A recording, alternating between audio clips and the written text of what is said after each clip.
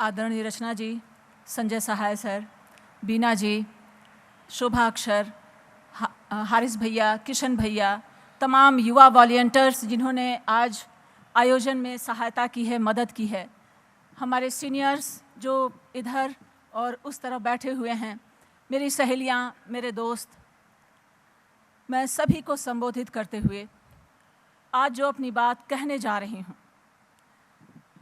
आप सभी लोगों के बीच अपनी बात को रखना, वास्तव में इस मंच के सामने अपनी बात को रखना एक चुनौती है। इस चुनौती को मैं स्वीकार इसलिए करती हूं क्योंकि मेरे पास खोने के लिए कुछ भी नहीं है। मैं असफल हो जाऊं तो मुझे इसका कोई भय नहीं है, लेकिन मेरे पास खोने के लिए यदि कुछ है तो मानवीय गरिमा का क्षण दर क्षण हो रहा अपमान खोने को है। माइकल एंजेलो के नगर फ्लोरेंस में तख्ता पलट के लिए बगावत हुई। माइकल एंजेलो बागियों के साथ थे। बगावत विद्रोह नाकामयाब रहा और माइकल एंजेलो को सजा देने के लिए खोज शुरू हुई। वे भयानक बर्फबारी के दिन थे। गर्म कपड़े पहनने का मौका मिले बिना भागे माइकल एंजेलो एक पुरानी ठंडी इमारत में छिपे थे। पोप के रोम की दखलंदाजी से माइकल की जान बख्शी की जब घोषणा हुई तो माइकल बाहर निकले। शत्रु सैनिकों ने इधर उधर देखा और पूछा, आप इतनी ठंड में इस ठंडी मीनार में जीवित कैसे बचे? आपको गर्मी कहाँ से मिली? माइकल एंजेलो ने कहा, अपमान की आग से गर्मी मिली। ज्वलयति तनु अंतर्दाह करोति न भस्मसात् वहति विकलः मोहम कायो मोहति न मुंचताम। यद्यपि शरीर में अपमान का अंतर्दाह प्रज्वलित है, तथापि शरीर भस्म नहीं होता। यद्यपि गाढ़े दुख से चेतना विचलित है, तब भी चेतना साथ नहीं छोड़ती। ये भवभूति कहते हैं। श्रृंगार रस की श्रेष्ठता से उभ चुभ वातावरण में करुण रस की श्रेष्ठता का अकेले दम पर दावा करने वाले भवभूति। दधति विलोल कवरी कमाननम परिपांडु दुर्बल कपोल सुंदरम। इसी दाह से दुखी सीता, मृत्यु की छाया से म्लान, दुर्बल, दुखी तथापि अत्यंत सुंदर भवभूति की यह अनुभूति सीता के बारे में आगे क्या कहती है? मातु पयोधर पयो अपि। माता सीता अपने दोनों शिशुओं को एक साथ अपना दूध पिलाती हैं। इस अपमान के लावा को वह धरती पुत्री दूध में बदल देती है और इस अपमान के लावा को एक रचनाकार रचना में बदल देता है, पन्नों पर उतार देता है। हमने सीता से यह भी सीखा कि साहित्य और समाज इन दोनों शिशुओं को एक साथ अपना दूध कैसे पिलाएं कि वह करुण रस भरी गाथा भी गा सकें और अपने हक के लिए संघर्ष भी कर सकें। क्या सभी रचनाएं रचना होती हैं या कूड़ा भी? क्या सभी जन समाज होते हैं या भीड़ भी? कथम दुर्जनाः पौर जानपदा। नगर के लोग दुर्जन कैसे हो सकते हैं? भवभूति के राम पूछते हैं तो जवाब भवभूति के जनक देते हैं। ओह, अपमान से दुखी, हिंस्र पशुओं से घिरी मेरी कन्या, मेरी पुत्री मुझे पुकार रही होगी। अहो निर्दयता दुरात्मानाम पौराणाम। नगर के लोग कितने दुरात्मा और निर्दयी हैं। समय और समाज साथियों हर समय आगे नहीं जाता। नगर के लोग हर समय पवित्र नहीं होते। जिस मणिपुर में 2004 में थांगजांग मनोरमा की अर्धसैनिक बलों द्वारा हत्या कर दी गई थी, मीरा पैबिस संगठन इम्फाल में असम राइफल्स के दफ्तर के सामने नग्न होकर 12 से 30 की संख्या में स्त्रियां जो मध्य आयु वर्ग की थीं चिल्लाई थीं और उन्होंने तख्ते बैनर के साथ कहा था कि ओ भारतीय सेना, हम सभी मनोरमा की माएँ हैं, हमें बलात्कार का शिकार बनाओ।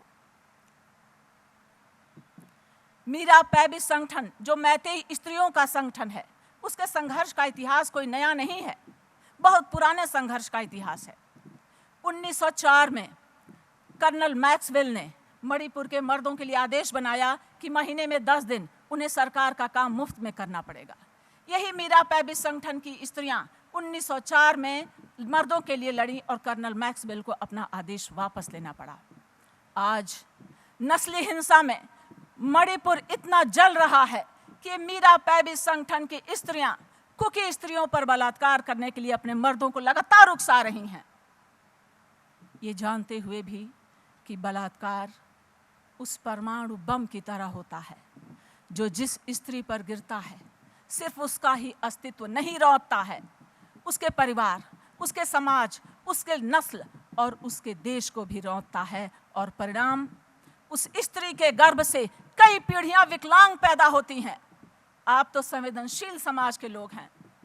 अखबारों में 24, 25, 26 हफ्ते के भ्रूण की हत्या की याचिकाएं, दया याचिकाएं अखबारों में पढ़ते ही होंगे कि कैसे अदालतों में दायर होती हैं। तो समाज और समय हर समय आगे नहीं जाता। जो प्रवीरपुर कायस्थ मीसा में बंदी थे, आज यूएपीए में बंदी हैं। हम सब इस बात को जानते हैं कि कैसे 88 स्थानों पर छापे पड़े, जिसमें 9 महिला पत्रकार और न्यूज़ क्लिक के दफ्तर के लोग थे। उनके सारे सामान, मोबाइल, लैपटॉप वगैरह जब्त किए गए। इस बात से हम सब वाकिफ़ हैं। बात ये नहीं कहनी है, बात ये कहनी है कि ये सिलसिला रुका नहीं है। लेखक एक्टिविस्ट अरुण तेजाय, professor Sheikh Shaukat Hussain, all India people's front के अध्यक्ष SR दारापुरी, जो एक दलित एक्टिविस्ट हैं, पत्रकार सिद्धार्थ रामू, सामाजिक कार्यकर्ता श्रवण कुमार निराला, इत्यादि इत्यादि इत्यादि, ये संख्या रोज बढ़ती ही जा रही है। सवाल ये नहीं कि सत्ता क्या कर रही है, सवाल ये भी है कि हम लेखक क्या कर रहे हैं। मैं कह देना चाहती हूं कि देखने में तो यही आ रहा है कि आज लेखक समुदाय का एक बड़ा तबका अपने को तिमाही और छमाही ब्रांड का फुसफुसा स्टार बनाने में जुटा हुआ है। भारत का मध्य वर्ग सेंसेक्स के साथ उछल और बैठ रहा है। हिंदी भाषा मुड़ाछा बांध कर जय श्री राम का नारा लगा रही है और मुसलमान झुंड में लौटती थकी हुई चिड़ियों की तरह शाम की घर लौट रहा है। आज इस भारत में, नॉट इंडिया, आज इस भारत में एक मुसलमान दाढ़ी बढ़ाया हुआ अकेले नहीं निकल सकता। जनता के सामने इस्लामिक आतंकवाद का कई हजार फुट ऊंचा पुतला बारूद भरकर खड़ा किया जा रहा है। इस्लामिक आतंकवाद के साथ माओवादी गतिविधियों का पुतला भी है।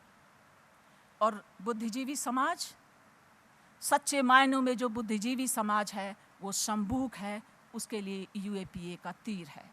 और स्त्री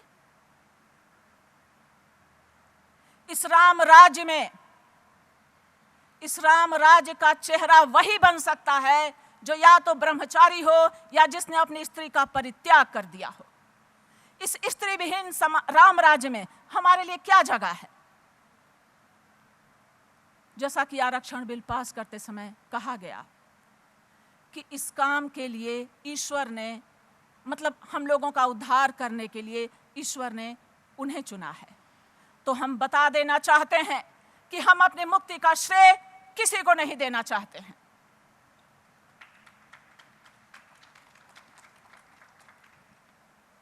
नदी में जहां सूरज डूबता है वहीं से निकलता है। इस मध्य वर्ग को मुक्ति बोध ने अंधेरे में, जुलूस में सत्ता वर्ग के साथ शामिल देखा है। इसी मध्य वर्ग में मुक्ति बोध को आत्मा अधीरा, विमल सदा नीरा और महाकाव्य पीड़ा दिखाई देती है। अशोक वाजपेयी सर जिस हिंदी बेल्ट के पतन की चर्चा कर रहे थे, मैं उन्हें याद दिलाना चाहती हूं कि सत्ता को डरा देने वाला पुरस्कार वापसी का आंदोलन इसी हिंदी बेल्ट ने चलाया था। मैं यह भी याद दिलाना चाहती हूँ कि इसी हिंदी बेल्ट से हंस नामक पत्रिका निकलती है, जो प्रतिरोध की आवाज़ों को लगातार दर्ज कर रही है और उसका इसे भले ही लगातार दंड मिल रहा है। इसी हिंदी बेल्ट से किस चीज़ से डरते हैं वे? इसी हिंदी बेल्ट से डरते हैं वे। इसी हिंदी बेल्ट के किस चीज़ से डरते हैं वे? तमाम धन दौलत, गोला बारूद, पुलिस फौज के बावजूद ये डरते हैं कि एक दिन ये निहत्थे और गरीब लोग उनसे डरना बंद कर देंगे। और यही हुआ। सुबह जब्ती हुई और शाम को वे पत्रकार अपने अपने परिजनों का लैपटॉप, मोबाइल लेकर फिर से समाचार के वीडियो बनाने लगे। जगह जगह गोष्ठियां होने लगी, प्रतिरोध के धरने जुलूस होने लगे और ज्ञापन दिए जाने लगे, और ये राष्ट्रीय और अंतर्राष्ट्रीय स्तर पर हुआ। इसी हिंदी बेल्ट ने विमर्शों का, हंस पत्रिका के जरिए विमर्शों का आंदोलन चलाया और हमारा आत्मविश्वास बढ़ा। इसी हिंदी बेल्ट में राजेंद्र यादव का लगातार लोकतांत्रिक तरीके से विरोध होता रहा और अब संजय सहाय सर के संपादकीय पर FIR दर्ज हुआ है। इसी हिंदी बेल्ट में ये कार्यक्रम हो रहे हैं, लगातार कार्यक्रम हो रहे हैं, और इनके सत्रों के शीर्षक आप देख सकते हैं कि प्रतिरोध की आवाज़ जिंदा है। तो साथियों, खोने के लिए मेरे पास काऊ डंग बेल्ट, गोबर पट्टी की छाप लगी एक हिंदी भाषा भाषी की हीन भावना है। एक संवेदनशील इंसान को असुरक्षित बनाए रखने में क्या सिर्फ सत्ताएं दोषी हैं, जो हम सत्ताओं का दोष दे रहे हैं? क्या एक संवेदनशील इंसान को असुरक्षित बनाए रखने में तथाकथित पढ़ा लिखा समाज भी दोषी नहीं है उतना ही, जो एक स्त्री, दलित, आदिवासी और समलैंगिक के सामने आते ही उसे दोयम दर्जे की प्रतिभा का एहसास अपनी आंखों से नहीं करा देता, और उसे दोयम दर्जे की प्रतिभा का एहसास कराकर क्या उसकी ताकत अपने में आधी नहीं छीन लेता? क्या स्त्री, दलित, आदिवासी और समलैंगिकों के नाम की गालियां देना हमने छोड़ दिया है? प्रेम करना तो छोड़िए, हम प्रेम का सही अर्थ भी नहीं जानते हैं। प्रेम के मामले में पिछली सदी के देहाती समाजों से हम बहुत आगे नहीं बढ़े हैं। आज भी दो लोगों के बीच प्रेम का अर्थ सिर्फ यौन संबंध बनाना ही माना जाता है। प्रेम मानवीय है, प्रेम उदात्त है। इस विशाल संसार में कोई है जो मेरे लिए खड़ा है या खड़ी है, यह आश्वासन है। प्रेम स्पर्श की नज़दीकी है और यौन आनंद उसका एक छोटा हिस्सा भर है। LGBTQ समुदाय के प्रति पूर्वाग्रह प्रेम को उसके सही अर्थों में समझ न पाने के पूर्वाग्रह के कारण है। यही संकीर्णता हमें हम और उन्हें वे में बदल देती है। लेस्बियन या गे या LGBT समुदाय वे नहीं हैं, वे हम हैं। 1860 के बाद 2018 में नवतेज सिंह जौहर बनाम भारत संघ 150 वर्षों बाद समलैंगिकता को अपराध की श्रेणी से बाहर किया गया। क्या एक युवा होती लड़की या किशोर, उसका जद्दोजहद, उसका तनाव, कि उसका ओरिएंटेशन क्या है, हम समझ सकते हैं? जब वह समझ पाता है तब उसे यह भी समझ में आता है कि वह कानून की दृष्टि में एक भूतपूर्व अपराधी और समाज की दृष्टि में, समाज के एक बड़े तबके की दृष्टि में एक विकृति है। क्या हम उसके संघर्ष को समझने की दृष्टि विकसित कर सकते हैं? निसंदेह हम इस दिशा में एक कदम ही सही पर आगे हैं। हंस पत्रिका को LGBTQ विमर्श आरंभ करने का श्रेय भी जाता है। साथियों, एक कैटरपिलर तितली बनने की तैयारी में था। प्यूपा से बाहर आने के लिए अपने पंख फड़फड़ा रहा था। बच्चों ने देखा तो उसकी मदद करनी चाहिए। प्यूपा का खोल तोड़ा और तितली को शाख पर रख दिया। अगली सुबह वे दौड़ते हुए गए, बहुत खुश होकर कि हमने तितली की बाहर निकलने में प्यूपा से मदद की है। तो देखते क्या हैं कि तितली उस शाख पर मरी पड़ी है और उसके आसपास चींटे रेंग रहे हैं। दरअसल हुआ क्या? प्यूपा से बाहर निकलने में तितली के पंखों को जो संघर्ष करना पड़ता, उससे उसे उड़ान की ताकत मिलती। अपनी पहचान को खोजने, अपने जीवन को समझने, मानवीय गरिमा को बचाने, अपनी दृष्टि विकसित करने और उसे रचनात्मकता में ढालने में जो संघर्ष करना पड़ता है, उसे हमें और हमारी रचना दोनों को ताकत मिलती है, बशर्ते यह संघर्ष बहुत लंबा ना हो। राजेंद्र जी ने इरफान को राज्यसभा टीवी के लिए दिए गए एक इंटरव्यू में कहा कि बचपन में उनके पांव की हड्डी टूट गई थी। डॉक्टर ने चलने फिरने के लिए मना किया और उनके पिता ने उनको चारपाई के पाए से बांध दिया। वे आगे कहते हैं कि जब हम बंधन में होते हैं तब हमारी कल्पना उड़ान भरती है, जब हम सीमाओं में होते हैं तब हमारी कल्पना शक्ति यथा स्थिति को भेद कर उसके पार जाना चाहती है। साथियों, कल्पना हकीकत से बड़ा सच है, क्योंकि यह कई जिंदगियों का सच है। कल्पना का अर्थ है वह सच जो मेरा निजी भले न हो, लेकिन किसी न किसी के साथ घटित हुआ हो या हो सकता हो। कल्पना रचनाकार और वैज्ञानिक का प्रस्थान बिंदु है। रचनाकार उसे पन्नों पर सही सिद्ध कर देता है और वैज्ञानिक उसे अपनी प्रयोगशाला में। सृजन का अर्थ भी यही है, सत्यम शिवम सुंदरम। सत्य यह है कि लेखक सत्ता का स्थायी प्रतिपक्ष होता है। सत्य यह भी है कि लेखक जिस जीवन को उठाता है उसे रचना में उसे सत्य स्थापित करना होगा, पाठक को पढ़ते हुए वह सत्य दिखाई दे। और शिवम अर्थात उसमें एक नज़रिया, एक दृष्टि हो, और सुंदर वह कला के मानकों पर खरी उतरती हो, कला के मानक उसमें आते हों। एक रिपोर्टिंग और एक साहित्य में एक कला के मानक ही अलगाव पैदा करते हैं। और अंत में गांधी ने कहा स्वयं को बदलो, मार्क्स ने कहा दुनिया को बदलो, और अंबेडकर इस निजी और सामाजिक बदलाव के श्रेष्ठ उदाहरण बने। तो पाने के लिए मेरे पास गौतम नवलखा का चश्मा है, वो गौतम नवलखा जो हंस से बहुत दिनों तक जुड़े रहे, कई बार दरियाफ्त करने के बाद तलेजा जेल में जिनका चश्मा उन्हें दिया गया। तो साथियों, पाने के लिए मेरे पास गौतम नवलखा का चश्मा है और खोने के लिए मेरे पास फादर स्टेन स्वामी की बेड़ियां हैं, सलाखें हैं, राजेंद्र यादव की वह रस्सी है जो एक लेखक को पाए से बांधती है। जो है मैं उससे बेहतर करूं, और मुक्तिबोध ने जिसकी चर्चा की है, मैं वह मेहतर बनूं, वह मेहतर बनूं, वह मेहतर बनूं। आमीन। शुक्रिया।